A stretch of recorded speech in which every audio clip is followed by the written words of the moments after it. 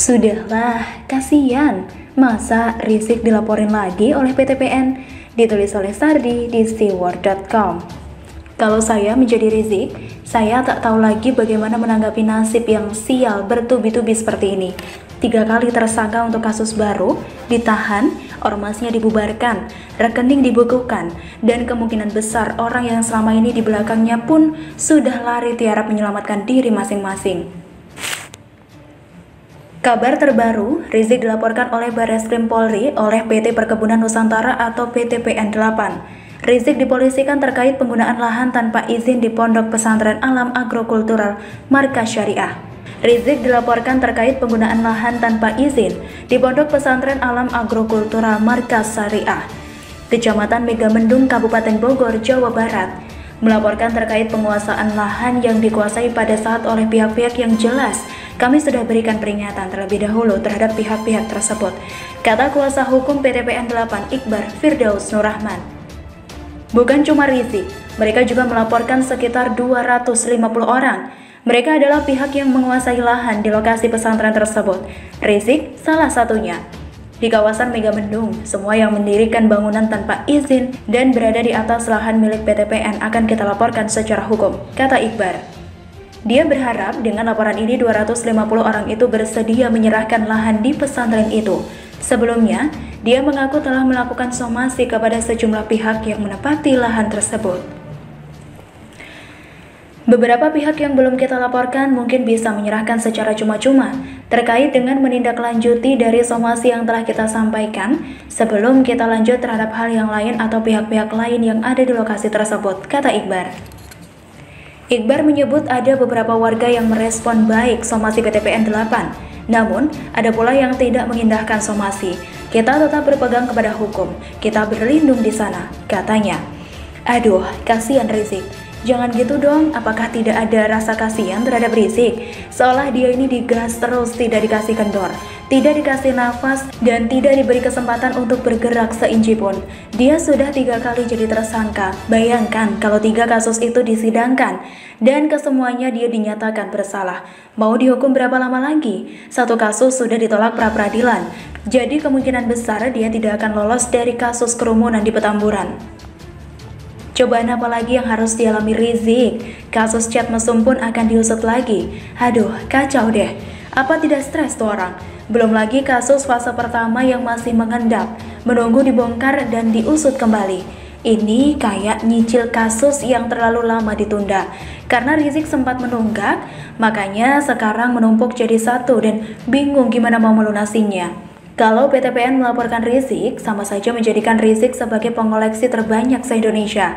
Mutlak tanpa bisa diganggu-gugat. Entah ini prestasi yang patut dibanggakan atau ditangisi, silahkan pembaca nilai sendiri. Saya sempat berpikir, Rizik sebenarnya bisa lolos dari masalah ini sejak dulu.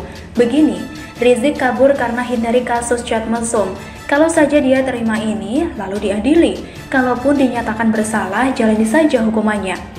Publik sudah bakal puas, mereka tidak akan menuntut macam-macam lagi.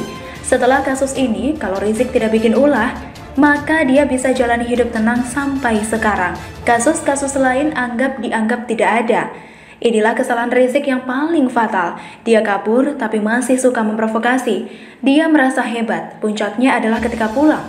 Dia malah berani melanggar aturan dan bahkan seolah menantang negara. 1 orang berani melawan negara. Ini adalah perbuatan paling bodoh yang pernah saya dengar. Endingnya, habislah Rizik. Kalau dipikir-pikir, ini mengerikan. Ibarat semua kesalahannya dibongkar sampai tidak tersisa. Kasus-kasusnya diusut, kasus lama pun dibuka lagi. Seolah tidak ada celah sedikit saja. Rizik langsung ditekan hingga tak bisa bernafas. Dia tidak diberi ampun saat ini, sudah jatuh berkali-kali plus ditimpa tangga. Masih saja ada masalah baru, seperti yang dilakukan PT PN ini. Tapi ya, ini salah Rizik sih, melanggar aturan, momentumnya tepat, semua pihak ambil kesempatan dalam kesempitan. Yang sebenarnya tidak salah sih. Siapa suruh Rizik tak mau nyicil kasusnya dari dulu?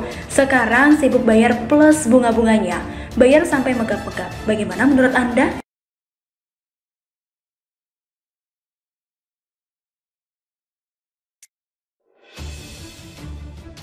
Saat Risma berulah lagi, pasti ada yang tersindir. Ditulis oleh Dahono Prasetyo di siword.com. Kabar baik tidak pernah salah saat dikabarkan. Yang salah hanya judul kabar berita yang senantiasa menjungkir balikan logika pembacanya. Fenomena gaya Menteri Sosial baru Tri Risma hari ini selalu berada di ruang kontroversi bahasan narasi. Setelah belusukan ke kolong jembatan di hari pertama usai dilantik, kemudian berlanjut melayani nasi bungkus di lokasi korban bencana. Dan yang terbaru, mengantarkan 15 orang mantan pemulung bekerja di proyek BUMN. Belusukan itu pekerjaan pencitraan. Melayani nasi bungkus adalah pekerjaan bawahan dan mengantarkan mantan pemulung bekerja itu menyerobot job desk Kemenaker. Begitu kira-kira kontra narasi yang dibangun demi melahirkan polemik. Karakter menteri-menteri Jokowi berbeda tiap individunya dalam menyelesaikan persoalan yang terjadi di kementeriannya. Risma sedang menggunakan politik simbolis dalam rangka menyusun rencana kebijakan yang menjadi kewenangannya. Persoalan sosial yang kompleks di setiap lini membutuhkan kerja detail untuk mengurai benang kusut yang terjadi sekian lama. Risma yang selama ini dikenal sebagai media darling paham akan statusnya. Menjadi buruan berita dari apapun yang dilakukan butuh tepat bidikan persoalan yang akan diungkap. Risma tidak sekedar berbahasa simbolis seremonial saat berada di luar meja kerjanya. Dia sedang membuat notifikasi, menandai titik-titik permasalahan dan mempersilahkan publik menilai apa yang sebenarnya terjadi dan luput dari perhatian. BUMN adalah proyek konstruksi hampir tidak pernah berhentinya tiap tahun.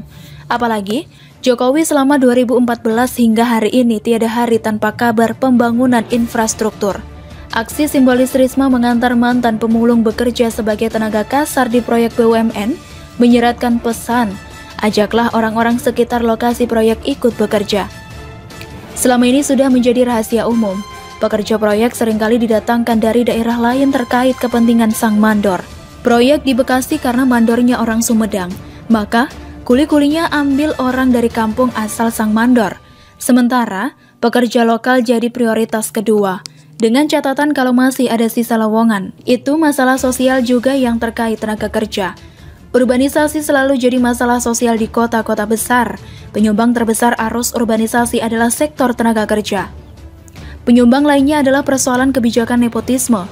Seseorang tidak mendapatkan kesempatan kerja bukan semata dia malas, karena justru banyak orang malas yang dapat pekerjaan karena faktor kenalan, kekerabatan. Coba sesekali ngobrol sama pedagang kaki lima di trotoar. Tanyakan profesi dia sebelumnya. Hampir sebagian besar datang dari kampung tidak semata mau jualan baju, dompet, kopi seduh keliling, aksesoris gadget atau servis korek gas dan jam. Rata-rata mereka pernah bekerja di sektor formal yang entah karena satu sebab banting setir, jadi pedagang demi bertahan di kota. Ada semacam moto bagi kaum perantauan. Kalau mentok tidak ada pekerjaan, ya dagang saja. Jualan apa saja, di mana saja, yang penting laku. Itu bagi yang berotak normal. Untuk yang bernalar kurang normal, pilihan nyopet, ngemis, dan preman pasar termasuk pilihan juga. Kementerian Sosial menjadi satu-satunya institusi pemerintah yang definisi kerjanya paling jamak. Semua yang terkait dengan dampak hubungan antar manusia adalah urusan sosial.